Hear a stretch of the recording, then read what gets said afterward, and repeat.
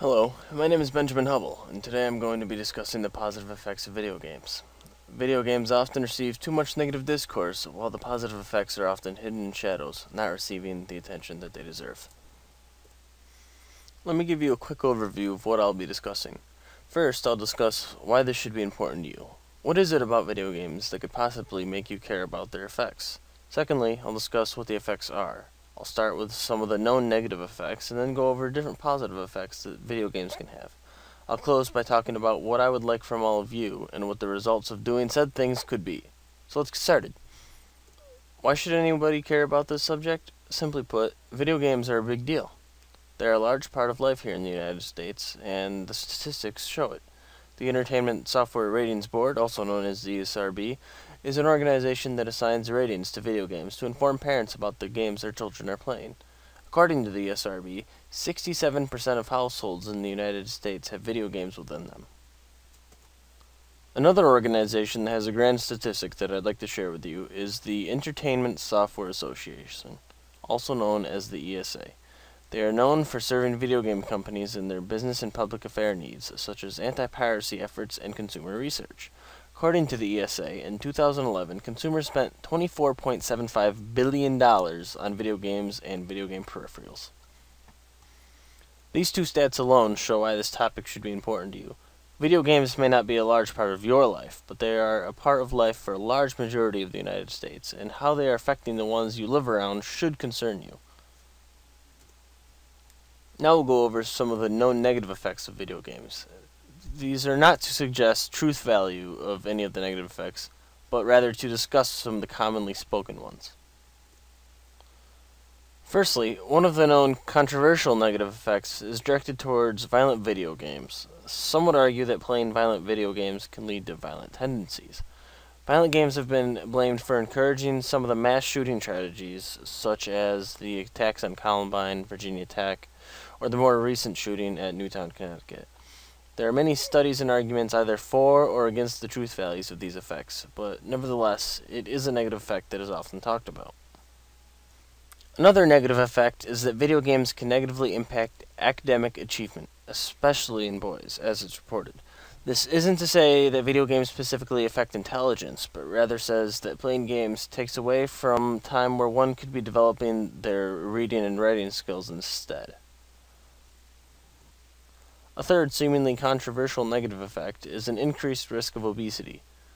Some studies have shown that people tend to eat more while they are playing video games, while other studies were not able to find such a correlation. Next, I'll discuss the positive effects of video games. Let it be clear that this isn't to suggest that the positive effects outweigh the negative, but simply shows the positive effects that can come out of playing video games. First, and perhaps the most obvious of positive effects, is the entertainment value that comes out of video games. It wasn't until the 1970s that video gaming really took off and grasped its entertainment value. Since then, many different game genres have been developed, giving a large selection of different games for different players. These genres include adventure games, fighting games, strategy games, first-person shooters, third-person shooters, role-playing games, battle arena games, and many, many more. With all these different genres about, there are many opportunities to find a game that meets your entertainment expectations. Second, video games can actually be used to keep you exercising. Some different gaming peripherals that do this are the Microsoft Kinect, the Wii Fit, the PlayStation Move, and the popular dancing game Dance Dance Revolution. These four peripherals all encourage gamers to get off their feet in order to play. Kotaku, a source for video game news, discusses the practicality of the dubbed extra gaming. While it might be clear that you could get your daily exercise by going outside or going to the gym, this way of exercising may get boring or mundane. Extra gaming has shown to be a more entertaining way of getting said exercise, which would only help encourage exercising, especially in children. The more entertained humans are, the less likely they are to find an alternative solution to get the job done, such as cutting corners in their exercise. So keeping the player entertained is a key point in extra gaming. While extra gaming may not be the almighty cure for obesity, it is definitely a step in the right direction. A third positive effect is the teaching potential that video games possess. the idea makes sense in the same way that the idea of extra gaming makes sense. Kids remain more focused if they are enjoying what they are doing, so what better way to teach than with video games? Some have done just this, specifically with the internet sensation Minecraft. Let me give you some context on what exactly Minecraft is. Minecraft is a first-person open-world game in which you have the freedom to do just about whatever you like. You can stay simple and just build your own things, or you can get really complex and create your own environments, which essentially could allow you to make your own game within a game. It is essentially a virtual game of Legos. Some have taken Minecraft into the classroom, and for them, this has shown positive results. They have seen increased attention levels, better student collaboration, and better grades. Minecraft's flexibility is what makes it such a powerful learning tool. It has been used to teach the likes of physics, geography, electronics, and even the English language. For example, the physics engine in Minecraft may not necessarily be the most accurate, but teachers have been able to use its lack of perfect physics in order to teach real-world physics. For example, blocks don't necessarily fall this way, they fall this way. And when you're teaching basic physics to a child, that suffices. Of course, you'll have to do some more explaining, but it gets the point across. And kids like it. They're entertained by it because it is a video game. Secondly, another example is contained in the development of one's own environments within Minecraft in order to teach things such as railway switching systems or computer systems. This is just a testament to the capabilities that Minecraft has in the teaching department, and since it's something that many kids are entertained by, they are much more likely to take hold and pay attention in class. Video games can also help teach social skills, especially among children. One such skill is sharing, which could be learned through having to share controllers in games, which require players to alternate turns. This can be seen in games such as Mario Kart or Madden games, where there may be more than one controller involved, but oftentimes kids are playing in groups, which the numbers are greater than the amount of controllers, so sharing is taught. Another skill is teamwork, which is greatly developed in games that require players to work together in order to complete tasks. This is seen in games like World of Warcraft, where players are often required to team up, where they rely on each other for different roles in order to achieve a common goal. Video games are also being used to train military personnel.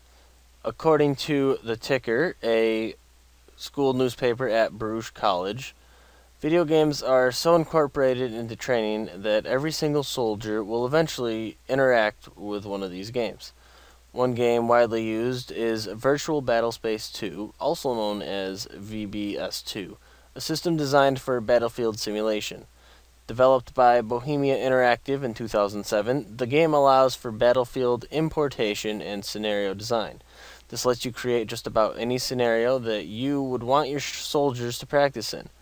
James Nankung was in the Army from 2004 to 2008, and had used the simulator. He described it to be a very realistic video game in which you even get to hold, aim the sight, and shoot the gun. Video games are a great way to give soldiers experience of being out on the field without actually being in the danger of being out on the field.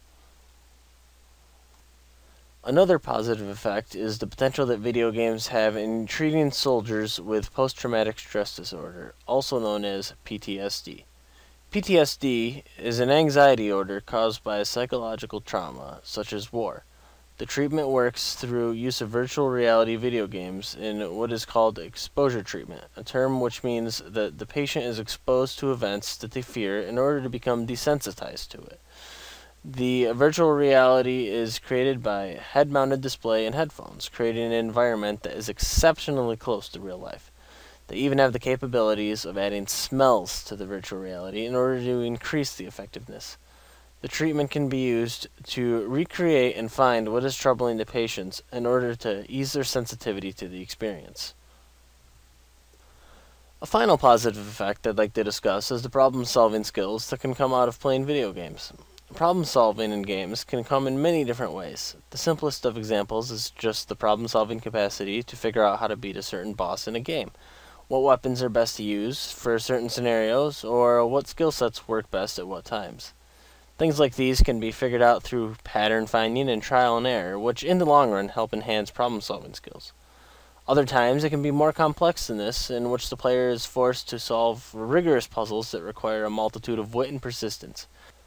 An example of a game like this is that of Nintendo's The Legend of Zelda series. While the game is primarily an adventure game, they incorporate many puzzles in the game that force the player to use critical thinking to complete it. Some games even make puzzle solving the primary task of the game.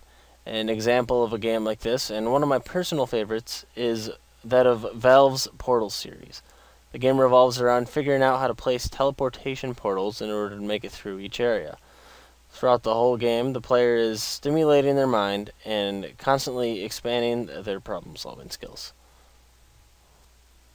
Now, for the outcome of all this, what would I like from all of you?